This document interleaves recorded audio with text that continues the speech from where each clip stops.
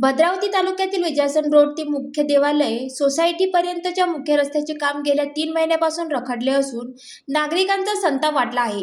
खडीकरण करून काम अर्धवट अवस्थेत सोडण्यात आल्याने रस्त्याची अक्षरशः दुर्व्यवस्था झाली आहे.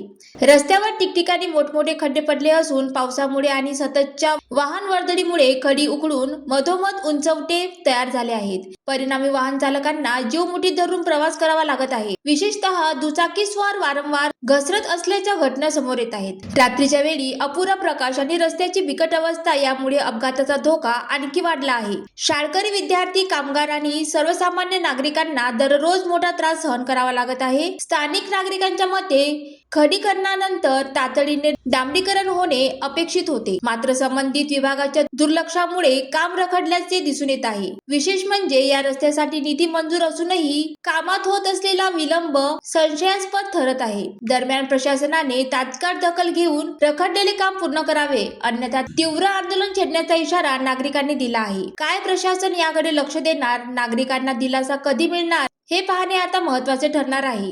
ज्वालादीप न्यूज करिता सुनील देदावार, चंद्रपूर.